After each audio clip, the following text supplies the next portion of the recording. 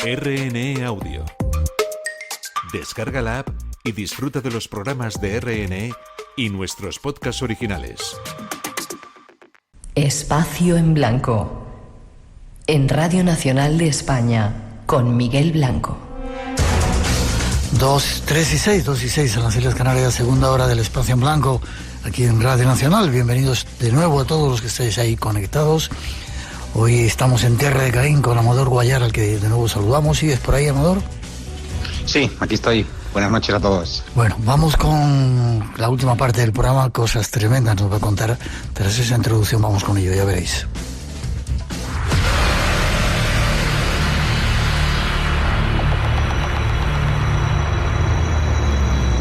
Nuestro protagonista de hoy ha estado dentro de esa guerra en Afganistán. Y ha vivido situaciones en primera persona como la que se nos narra en el canal México Viral. Mientras rondas de disparos se escuchan en la distancia, las fuerzas especiales de Estados Unidos se acercan directamente al punto de batalla. Son la élite de las Fuerzas Armadas y esto es lo que están entrenados para hacer.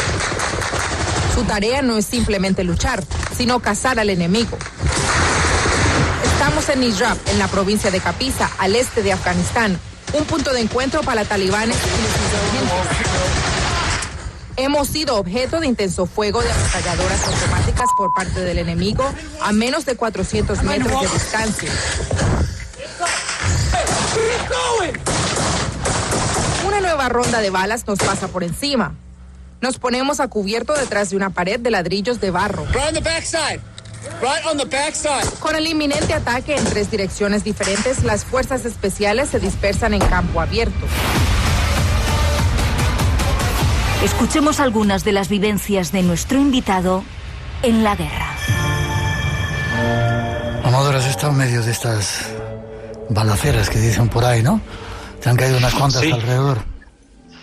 He estado en unas cuantas balaceras y también he estado en los terribles ataques suicidas y ataques complejos que se decían, que se llamaban en aquella época en Afganistán, cuando los talibanes asaltaban a Kabul. Es el horror. El combate es el fin de la lógica, es el fin del pensamiento, es el animal que llevas dentro saliendo y luchando por sobrevivir.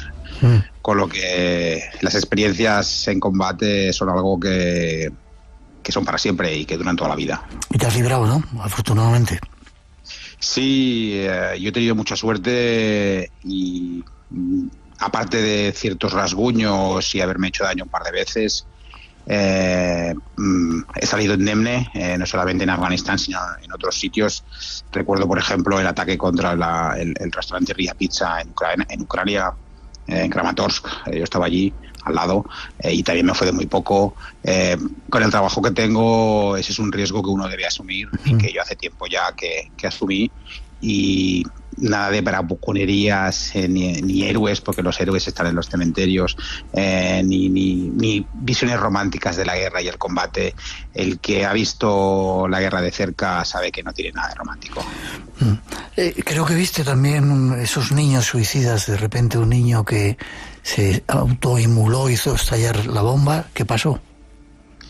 Pues bueno, eso fue durante una de las patrullas con las tropas norteamericanas en la provincia que se llama Paktika, que está en la frontera con Pakistán, y efectivamente un niño se hizo explotar delante de nuestro vehículo y bueno, como puedes imaginar, ver a un chaval haciendo eso y las consecuencias en su cuerpo de eso es algo inexplicable, es algo, se te cae el alma al suelo, no entiendes por qué ese chaval es un chaval engañado, él no sabe ni por lo que lucha, le han comido la cabeza, le han dicho que la yihad es por donde hay que ir. De hecho, ahora mismo Afganistán tiene un ministerio de suicidas. ¿Qué dices? Oficialmente. Sí, oficialmente en el gobierno afgano hay un ministerio de suicidas en el que se entrena a futuros suicidas si fueran necesarios. Es así de crudo. Y el caso que tú dices fue uno de los peores que vi, pero también en Kabul sucedieron un montón. De hecho, a veces no son tan espeluznantes, no hay tanta sangre y tanta muerte, y son igualmente horrorosos. Recuerdo el caso de un hombre después de un ataque suicida en la avenida de Darul Aman, que es una de las principales de Kabul. Yo tenía una oficina allí, y estalló, y él iba en bici, y una esquirla le entró por la cabeza y lo mató al instante, pero no había nada de sangre, simplemente cayó con la bici en mano, todavía había cogido la bici, cayó al suelo y ahí se quedó con los ojos abiertos, o sea, ni se dio cuenta que había pasado al otro lado, ¿no? Es algo terrible, es algo terrible. Sin embargo, hay algunos oficiales, no sé si eran americanos, que llevan un fajo de billetes porque cuando hay daños colaterales, es decir, se mata algún afgano, le dan un dinerín, ¿no? La vida de un afgano... Así era. Exactamente, así era. Desgraciadamente, las tropas occidentales cometieron muchísimos errores, y el mayor de ellos fue nunca acercarse a la población como un amigo. Sí que es verdad que hubieron tropas como las españolas que tuvieron una muy buena relación con la gente de Kuala Enau, por ejemplo, ¿no? Pero en general las tropas extranjeras estaban en bases, estaban refugiados, estaban muy alejados del pueblo, y cuando había combates y morían civiles por el fuego cruzado, ya fuera de los talibanes o de las tropas occidentales, hay que decir que muchas veces los talibanes utilizaban a los civiles como escudos. A las familias que perdían miembros simplemente se les daba un dinero como compensación y cállate ya, ¿no? No entendían el dolor, y cada vez que moría un civil por esas causas creaban 10 nuevos terroristas, con lo que ese fue uno de los grandes errores, tratar al pueblo afgano como si fuese alguien a quien pudieses comprar. Según he leído, creo que eran 2.500 euros o dólares lo que les daban, valía la vida de un afgano. Más o menos. Estamos a punto de terminar y hay otro capítulo. Podríamos estar hablando contigo, y qué pena que estemos sacando la parte más dura, ¿no? Que son los bachabazi. Son los niños bailarines. Esa es una de las tradiciones más horribles que hay en ese país, igual que hay tradiciones horribles en todos los países, pero esa es especialmente tremenda y especialmente dolorosa. Pues los niños, los bachabashi, son niños que se utilizan en fiestas de hombres, sobre todo hombres de negocios, que se reúnen para cenar, para comer, y después de esos ágapes entra un niño vestido, pintado, que empieza a bailar, y los hombres pues escogen el hombre que quiera, escoge a ese niño, y ese niño es un prostituto y un gigoló, o el gigoló no, eso no sería una categoría de gigoló, es un niño prostituido, es un niño esclavizado, para decirlo claro, y del que abusan sexualmente sin ningún problema, y eso, hay una cultura de eso. Durante los 20 años que estuvo Occidente allí, se conocía que muchos oficiales del ejército afgano llevaban a cabo estas actividades, y simplemente la orden era girar la cabeza y no hablar de ello para muchos soldados, cosa que causaba y causó y todavía sigue causando muchos traumas entre los veteranos. Uh-huh. Yo me encontré en situaciones en los que vi a bachabashi en bases, y en los que tuve que permanecer en silencio hasta que pude escribir el reportaje. Es algo... el abuso de niños es algo que despierta en uno el animal que lleva dentro, porque al verlo y no poder hacer nada, la furia que te entra, y el decir, nosotros somos los que representamos a la democracia, nosotros somos los que representamos a las libertades, ¿cómo podemos dejar que esto suceda?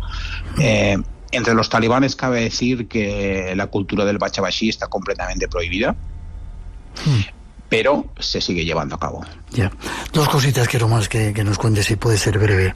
Hay unos ángeles también que andan por ahí limpiando minas, ¿no? Y que cobran una nada por hacer el trabajo y se juegan la vida, ¿no? Exacto. Ahora mismo esas misiones de los desactivadores de minas se han reducido mucho, es decir, que sigue muriendo mucha gente por esos artefactos. Afganistán es uno de los países más minados del mundo. De hecho, hay zonas del país que tienen 3 capas de minas. Los desactivadores de minas afganos, que no cobran nada, se enfrentaban en la época en la que yo estaba allí no solamente a los peligros de desactivar las minas sin el equipo necesario muchas veces, sino también al hostigamiento, el secuestro y el asesinato por parte de los talibanes. Eran ángeles, porque sin cobrar casi nada se jugaban la vida de una manera extraordinaria. Yo recuerdo, fui bastantes veces con ellos y siempre tenían una sonrisa, siempre se reían, eran gente que entendían que su vida servía para limpiar el país y para que las generaciones futuras pudieran repoblar ciertas partes que ahora mismo estaban completamente y que siguen completamente minadas, ¿no? Y esa forma de ver el mundo, de entregarte completamente a los demás, es algo precioso. Estaría contigo un montón de tiempo. ¿Cómo vuelven los americanos o la gente que está en el ejército de esas guerras? Hechos polvo, supongo, ¿no? Yo, mira, te daré un dato. Creo que se producen 2 suicidios al día de veteranos de Afganistán y de Irak en Estados Unidos. ¿Al día? Al día. Los veteranos de Afganistán que yo conozco, que son muchísimos, la mayoría sienten una vergüenza que es implacable, una vergüenza absoluta por haberse marchado de esa manera, por haber abandonado a ese pueblo de esa manera, por no entender por qué Biden y Donald Trump, porque fueron los dos los que pactaron con los talibanes, abandonaron a ese país. Muchos sufren traumas, no solamente por la guerra, sino también por eso, y muchos ayudaron y siguen ayudando a muchos afganos, pero de esos conflictos los veteranos vuelven marcados de por vida y desgraciadamente tanto en Estados Unidos como aquí en España los veteranos de Afganistán han sido olvidados, necesitan ayuda, necesitan asistencia y necesitan que comprendamos qué hicieron allí y que contemos su historia, porque desgraciadamente, y en eso sí que hablo desde un punto de vista personal, los que estuvimos allí tanto tiempo sentimos que de alguna forma se avergüenzan de nosotros porque esa es la gran guerra que perdió Occidente.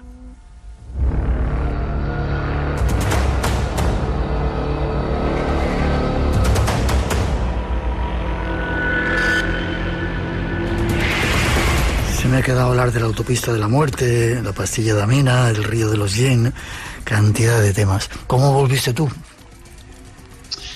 Yo volví no muy bien, porque desgraciadamente mi casa ardió. ¿Sí? En 2018, sí, en el libro que publiqué en la editorial Península, que bien has citado, que se llama La Tierra de Caín, lo cuento en el último capítulo.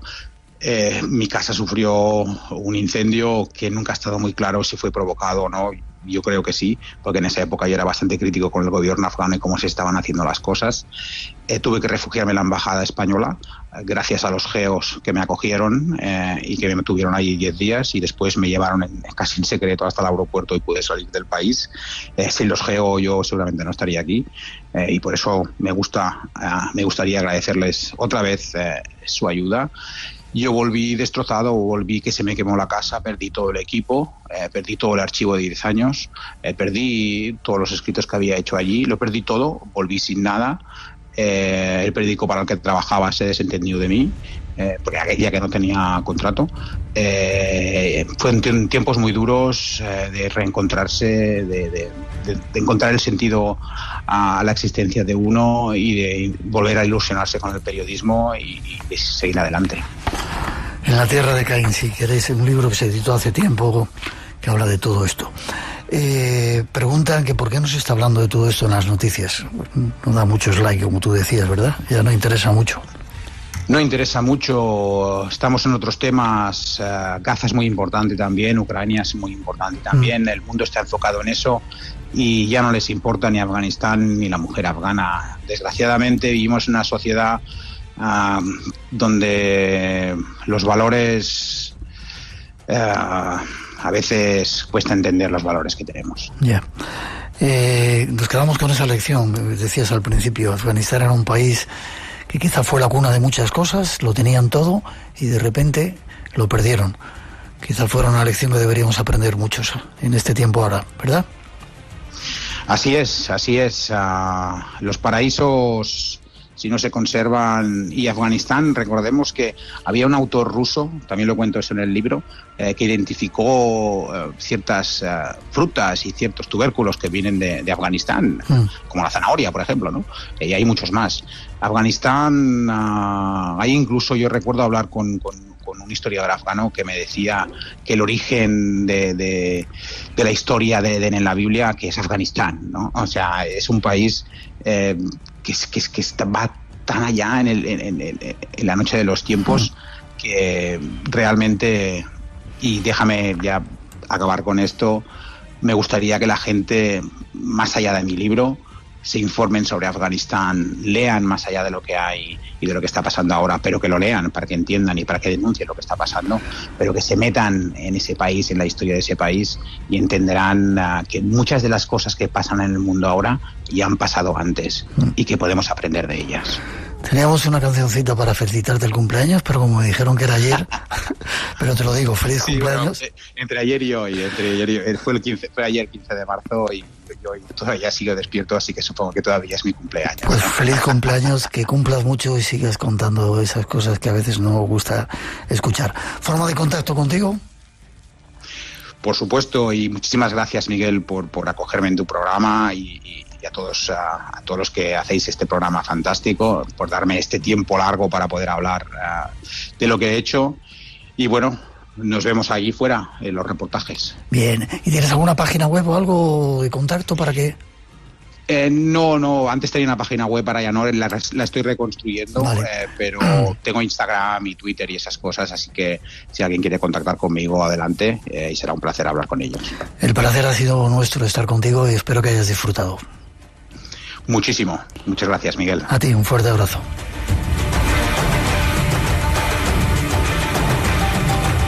Tres y 23, seguimos.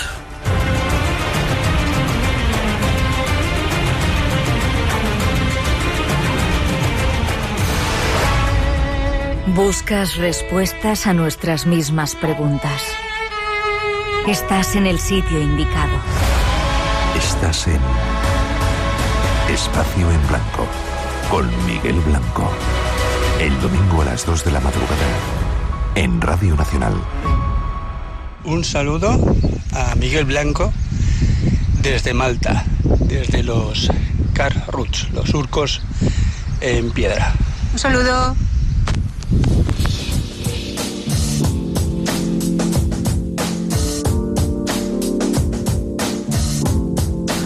Atentos para esos cientos de personas que acuden y que se quedan sin plaza a uno de los congresos, no, el congreso más importante que se hace en Europa, en España, en la galaxia, de Vida Después de la Vida. Hay una nueva oportunidad y tenemos a Rafael Campillo con nosotros.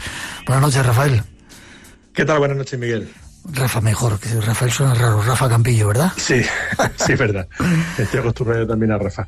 Hay una oportunidad. Normalmente el congreso se hace a finales de febrero, de octubre, pero hay una nueva convocatoria que va a ser en abril.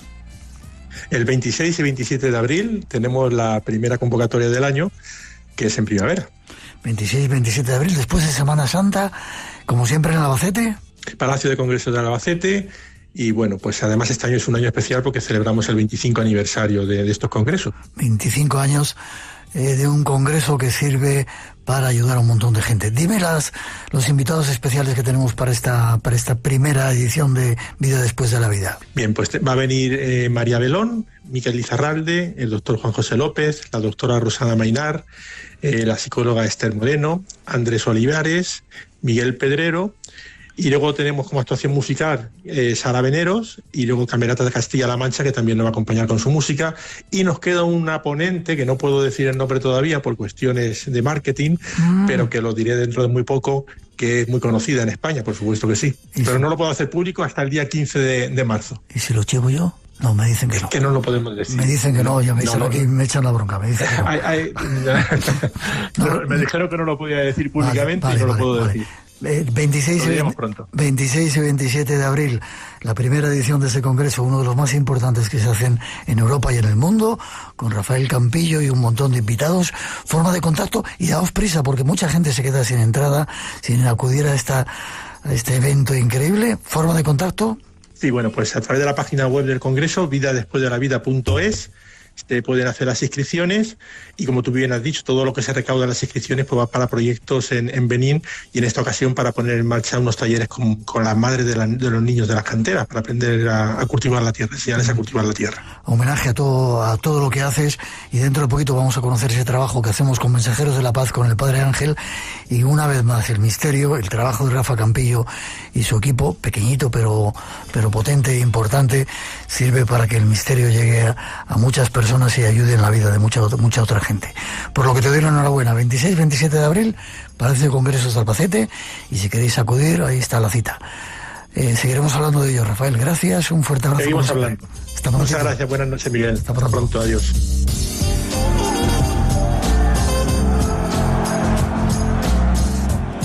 Radio Nacional de España, la que quieres. ¿Nunca le preguntó, ¿has matado a Pedro? No se me pasó por la cabeza. ¿Mató usted a su hija?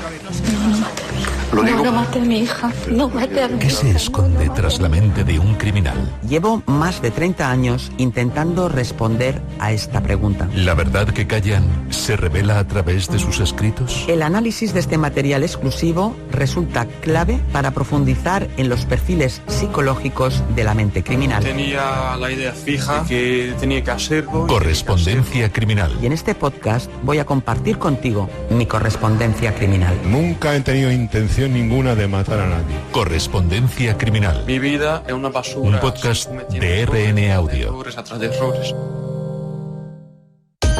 Y recuerda, Sapiens, los lunes a las 4:30 de la madrugada.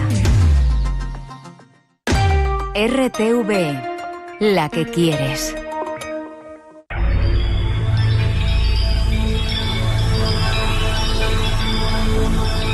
13:28, 2:28 en las Islas Canarias. Seguimos en directo, cambiamos de escenario y nos vamos con nuevos argumentos, con un nuevo compañero que se ha unido a nosotros para contarnos algunos misterios.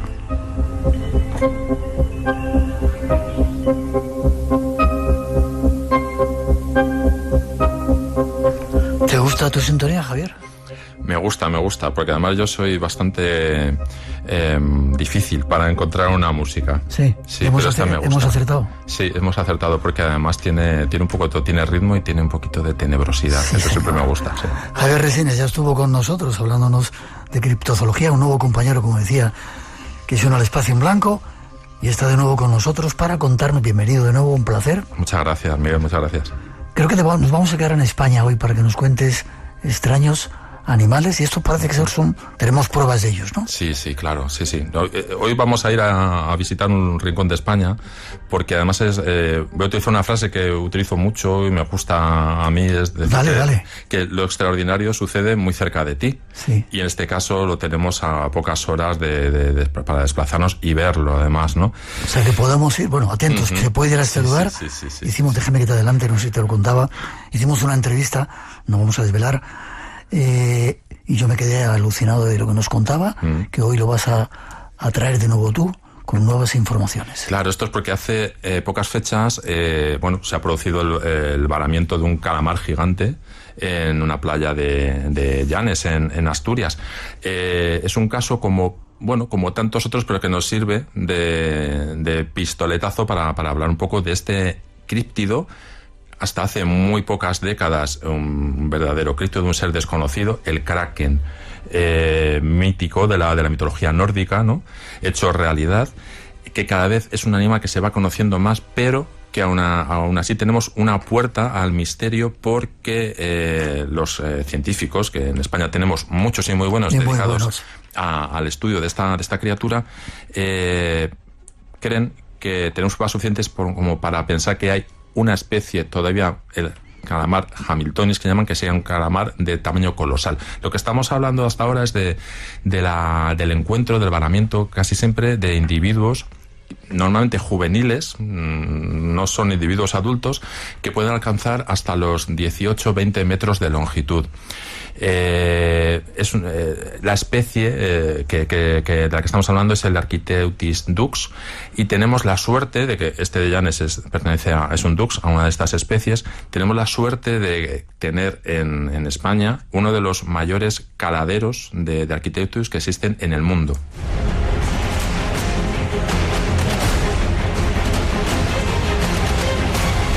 Llanes, creo que ha sido el pasado 10 de octubre cuando se encontró este bicharraco, 18 metros, dices. Sí, 18 metros y unos más de 300 kilos de peso. 300 kilos. Sí, es una hembra. La hembra hay un gran dimorfismo en esta especie. Las hembras duplican en tamaño y en peso a los machos. También viven el doble. No es una criatura que viva demasiado tiempo. Se calculan 2-3 años la vida máxima de una hembra y 1 año la del macho. Y existen 3 zonas básicamente en el mundo en las que podemos encontrar gran cantidad de estos calamares gigantes. 2 de ellas en España. Una es en las Islas Canarias, en el sur de Tenerife, en el corredor que hay entre el sur de Tenerife y el este de Gomera, y la otra estaría en la fosa del Caladero de Carrandi, que es un cañón submarino que está a unas 30 millas al norte de Gijón. Casi el 20% de los descubrimientos, encuentros, varamientos de calamares gigantes del mundo se producen en esa zona, ¿no? Con lo cual, pues tenemos la suerte de tener pues un foco de estudio ahí muy importante. ¿Vive muy profundamente? Viven entre los 3.000 y 5.000, entre los 400 y los 4.000 metros de profundidad, ¿no? La cortina oceánica que utilizan es muy amplia.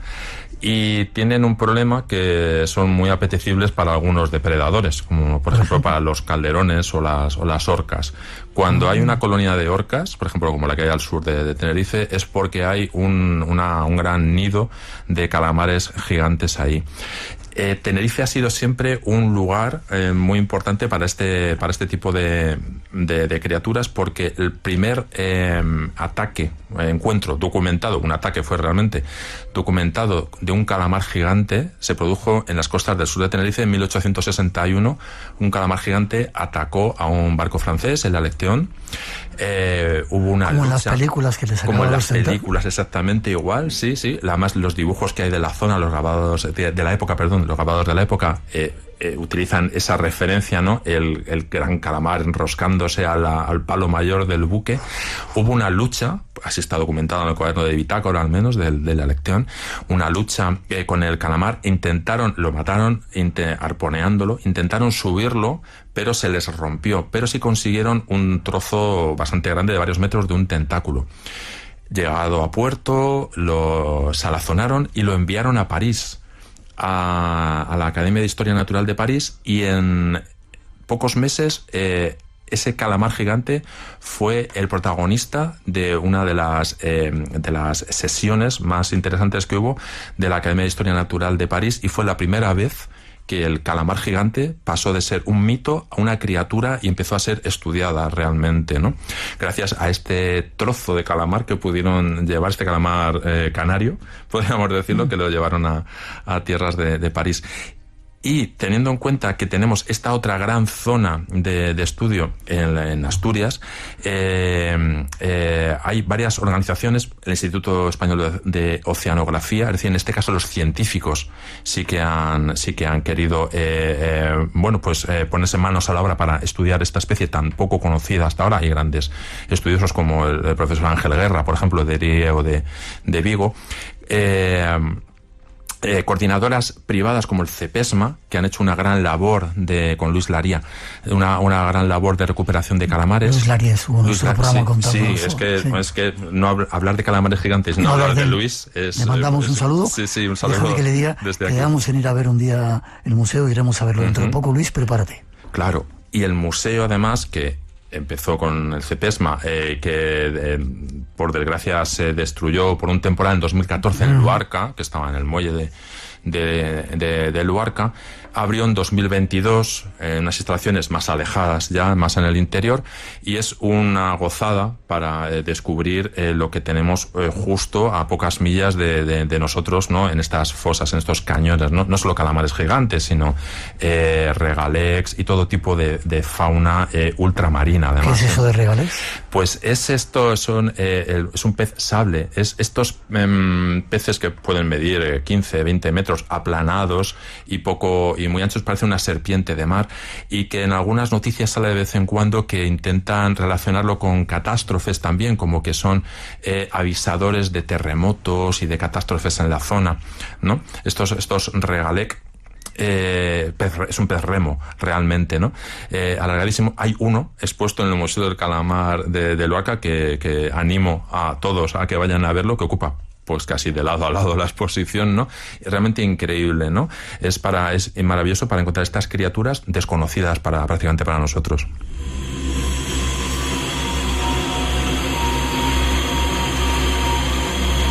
Se me olvidó decirte que el otro día, cuando estuviste la otra vez hablando del Mothman, se escucharon, no sé si las escuchaste, unas voces muy extrañas, que no sé si es que era alguna psicofonía, el Mothman que se estaba metiendo en el programa.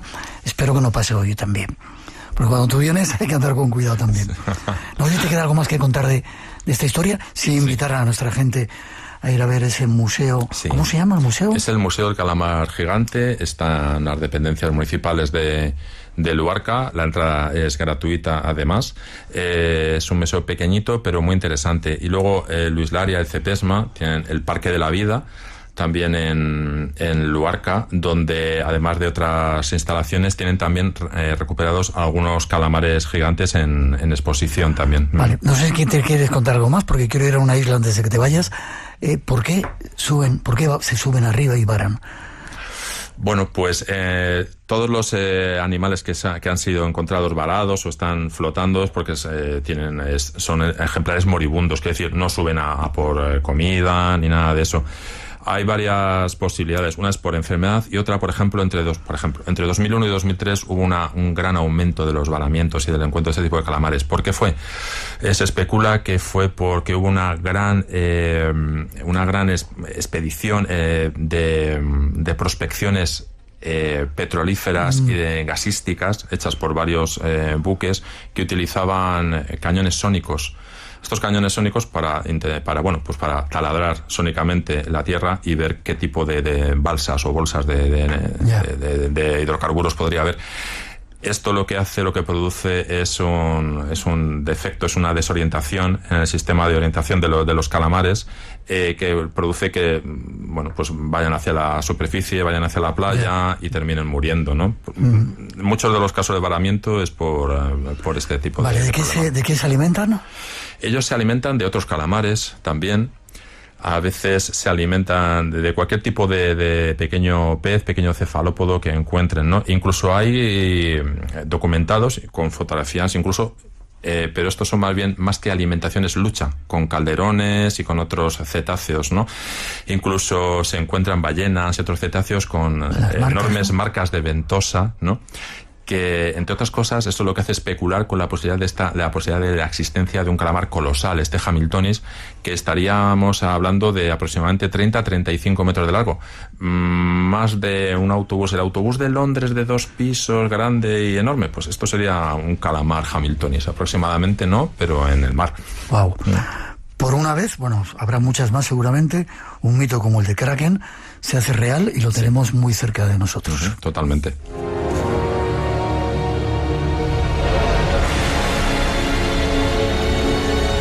Y antes de que te vayas hoy me interesa que me cuentes eso de que venden una isla con monstruo incluido. Sí, la noticia ha salido hace muy poco. Esto sucede en Estados Unidos, ¿cómo no? Casi todo lo extraño relacionado con estas cosas sucede allí últimamente. Pues es una isla, la isla Cromwell, en el estado de Montana, en un lago, en el lago Flathead, que se vende una mansión en esa isla, en medio de este lago, por $75 millones, ¿no? Es una mansión además que está por acabar, no está ni terminada, no está ni terminada todavía. Entonces la han dejado así para que lo haga cada uno a gusto, ¿no? Según ya puestos, ¿no? Y la curiosidad es que ese lago tiene, el Flathead tiene un monstruo, pues como casi todos los lagos norteamericanos, que es Flessie. Flessie sería un plesiosaurio, un primo de Nessie, pero no es un primo cualquiera, sino que es un primo aventajado, porque se le ha visto en decenas de ocasiones. Hay mucha documentación sobre ello y mucho avistamiento también, ¿no? Hay también, en internet también se puede encontrar un mapa interactivo con las distintas localizaciones de Flessie, ¿no? Donde se ha ido visto, sobre todo en el sur del lago, del Flathead, muy cercano, justo donde está la pequeña isla con la gran mansión que se vende. Así que si a alguien le sobran $75 millones y un poquito más para la reforma, ¿no? Pues puede hacerse amigo de un monstruo y pasarse unas noches maravillosas. Mira la cara que ponen nuestros compañeros. Creo que van a empezar a ahorrar para comprarla. Tenemos un crowdfunding. No solamente las hay ahí, sino que nosotros también tenemos uno, el lago Bañolas, que quizá habrá que dedicar algún día. Sí. Yo lo dedicaría porque además es una historia que el lago de Bañolas no solo tiene su propio monstruo, el Drac, que sería nuestro Nessie patrio, sino que además es un lugar que aúna y atrae numerosos fenómenos de todo tipo, desde anjanas hasta luces extrañas, fenomenología ovni, desapariciones misteriosas. Es un lugar, aparte del propio plesiosaurio en sí, que parece ser que es el autor de varios accidentes mortales en la historia, ¿no? De la superficie del lago. Es un lugar maravilloso y tenebroso al mismo tiempo, ¿no? Que es digno de visitar y de conocer su historia. Hablaremos de él algún día. Muy bien.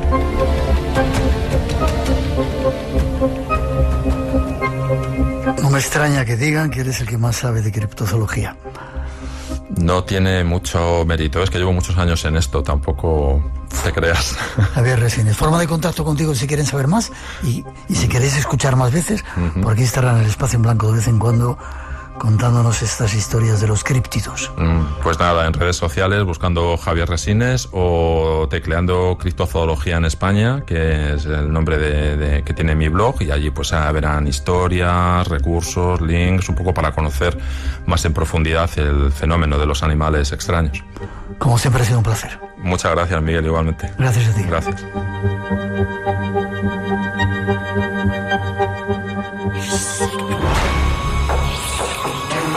Espacio en Blanco.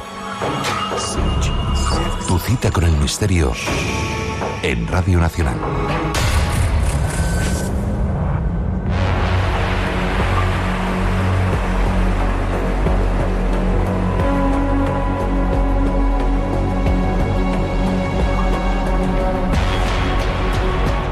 Llega el momento de nuestro compañero Juan Gómez para que nos cuente alguna de esas historias que recupera o investiga o le cuenta a nuestros oyentes. Buenas noches, Juan. Muy buenas noches, como siempre, Miguel, un placer. También para nosotros. Hoy creo que nos vas a hablar de monjes fantasmas. Sí, de monjes fantasmas, de apariciones, de personajes extraños y en muchas ocasiones siniestros que surgen una vez más en ese entorno que tenemos, quizá donde nos sentimos más vulnerables, que es en la habitación. El problema, la cuestión, es que hay personas que han tenido experiencias, vivencias, algunas de ellas aterradoras, y que han guardado silencio durante mucho tiempo. Y cuando digo mucho tiempo, Miguel, me refiero a que desde niños no han querido compartir ciertas cosas hasta que quizás se han encontrado con un programa como este y han decidido hablar. Es decir, experiencia en la infancia que han ido arrastrando casi como una especie de trauma, ¿no? Pues esta noche vamos a tener uno de esos testimonios que nos va a poner, en algún caso, yo creo, los pelos de punta.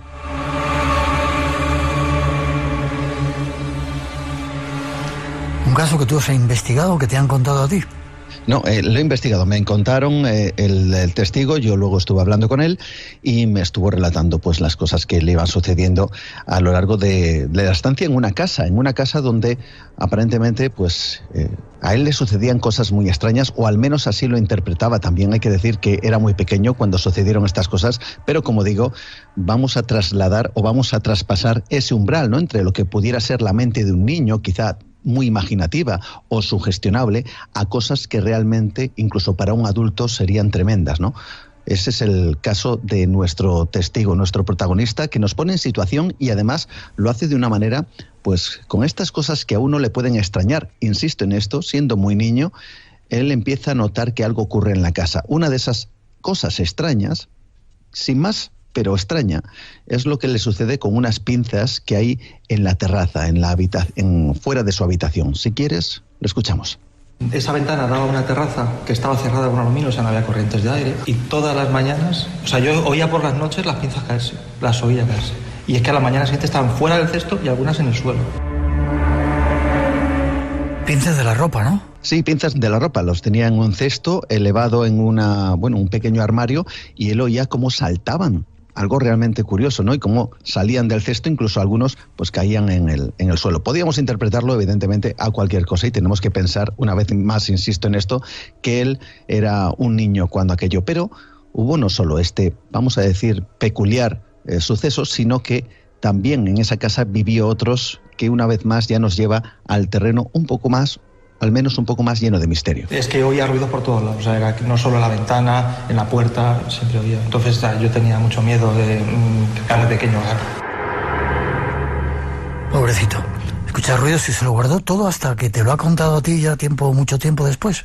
Mucho tiempo después, estamos hablando de bastantes décadas. Él recuerda que tendría unos 7 o 8 años y ahora mismo ronda la cuarentena. Por lo tanto, estamos hablando de una persona que lo ha guardado durante tiempo. Y esto, que parece, pues algo no demasiado interesante, ¿no? Si lo tenemos que ponerle en esa tesitura, pues unas pinzas, unos ruidos, algo que quizá, como digo, pudiera pertenecer a la sugestión de un niño que quizá en ese momento a punto de dormirse, pues nota algo que le asusta. Sin embargo, empieza a ver otro tipo de sucesos que también comparte con su propia hermana. Aquí es cuando aparece, pongo en contexto, algo que les pone los pelos de punta. Ellos se van a marchar de vacaciones y en el momento en que van a marcharse por la puerta del portal, ocurre algo que vamos a escuchar. Un día estábamos que nos íbamos de viaje en aquella época. Entonces recuerdo que nos dejaron a mi hermana y a mí en el portal. El portal era como 2 puertas, la que daba a la calle, luego una zona de entradita, unas escaleritas y una segunda puerta de madera. Y los dos nos giramos hacia la puerta de madera, hacia el interior, y vimos una sombra negra que desapareció. Y es que nos quedamos los dos, o sea, no es que la viera yo, es que la vimos los dos. Y nos miramos, ¿lo has visto? Sí, lo has visto. Eso de la sombra sí que pone los pelos de punta, ¿eh? Sí, sobre todo cuando uno es niño, ¿no? Que no entiende muy bien qué es lo que está viendo, y ya sabemos que eso de los terrores puede que se aumente mucho más, ya que quizá no lo racionalizamos tanto, ¿no? Nos lleva más el impulso, la sensación de esa que nos enfrenta ante algo que no conocemos. Sin embargo, aquí vamos a romper todo lo que hemos, vamos a decir, escuchado hasta ahora, que una vez más podemos llevarlo al terreno de la mente de un niño. Pero ¿qué es lo que ocurre cuando en la habitación, Miguel? Cuando este niño está a punto de dormirse y una vez más entramos en ese terreno extraño, en el del duermevela, en ese momento en donde estamos a punto de entrar en el mundo de los sueños y parece que o bien conectamos con algo o quizá nuestra mente nos lleve a percibir algún tipo de elemento extraño. Y aquí es cuando surge una figura en su habitación que le pone los pelos de punta y además, ojo Miguel, lo vamos a escuchar, no es una figura habitual, no es el típico personaje, si es que se puede decir esto de lo de típico, ¿no? Que tiene esa forma de hombre sombra indefinido. Aquí lo ve claramente y nos lo cuenta. Y a los pocos segundos después, desde la habitación de mi hermana o de la puerta, aparecía una figura que, como yo la tenía con la luz a la espalda, yo solo veía el contorno, y para mí era una figura muy alta, yo era pequeño, tenía muy pocos años, era como la figura de un monje, y yo no le veía la cara. Entró desde la puerta, más que andar, yo la sensación es como que se deslizaba, porque o sea, era como una imagen que se te acercaba, se puso al lado de mi cama, yo estaba muerto de miedo, yo no me movía, yo tal, y era imposible ver la cara, era todo negro, o sea, yo no veía la cara porque a mí lo que me sorprendió mucho fueron 2 cosas. Uno, que no le veía la cara, era imposible, era todo como una sombra negra. 2, que para mí no andaba, o sea, era como que se deslizaba, era una sensación de verle acercarse. Y con eso, Juan, mucha gente que ve ese tipo de cosas lo describe como que no caminaban, sino que se deslizaban. Sí, es algo habitual, ¿no? Además, esa sensación de que están incluso levitando, que no le ven los pies. Y en esta ocasión, el testigo me llegaba a decir que debajo de ese hábito que él veía a través de esta figura siempre ensombrecida, a la cual no le percibía el rostro, y esto le impacta tremendamente, lo hemos escuchado, ¿no? Como decía que no había nada debajo de esa capucha. Él no percibe ni siquiera el movimiento de las piernas debajo de ese hábito, ¿no? Es decir, como si algo, fuera lo que fuera, solamente estuviera ahí levitando delante de él, y en ese momento, como digo, íntimo, o como puede ser el momento de dormir, ¿no? Pero es que ocurre algo más. Y hay una sensación física que yo de verdad, Miguel, no he recogido en ningún otro caso.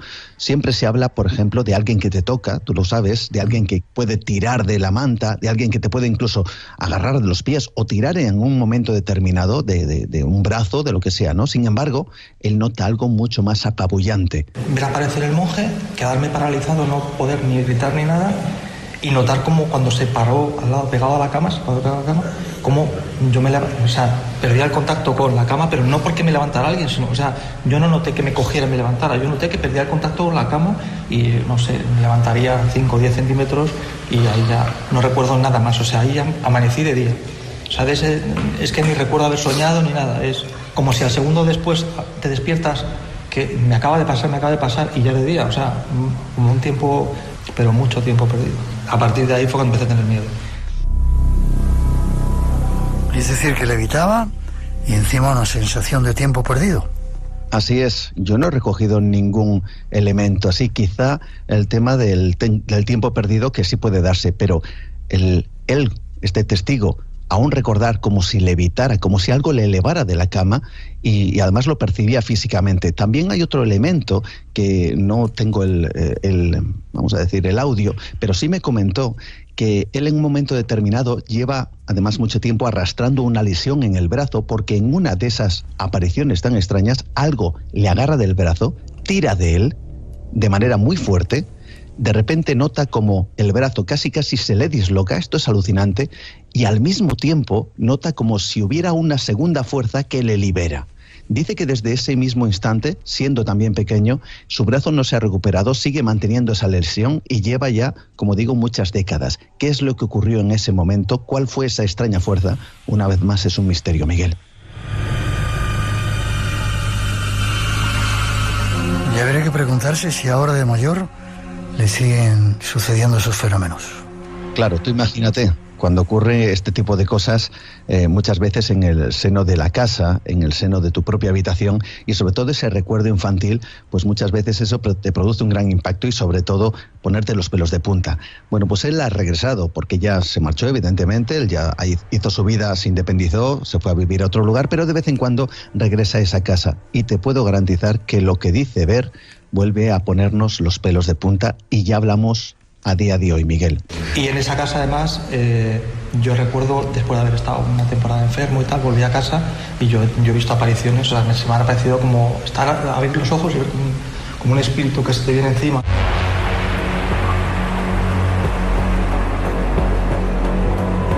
Espíritus que te vienen encima. Qué increíble. Vamos a seguir recopilando ese tipo de experiencias, ¿no, Juan? Sin duda alguna, vamos a recopilar estas experiencias, sobre todo porque, fíjate, ya más allá del terreno más o menos espectacular o el efecto que pueda producir en nuestros oyentes, es cierto que hay otro efecto en el testigo, como una especie de bálsamo, ¿no? de elemento en donde se liberan por fin ese tipo de experiencias gracias a contarlas, ¿no? E incluso a poder compartirlas como hacemos en este instante aquí en el Espacio en Blanco. Cómo me alegra. ¿Forma de contacto contigo para que te cuenten cosas? Pues a través de mi perfil en Facebook, ya sabéis que podéis enviar un mensaje directo, y también a través del email del programa, juangomez_en_blanco@gmail.com. Muchas gracias. Seguimos caminando por ese mundo del misterio. Así es. Un abrazo fuerte. Igualmente.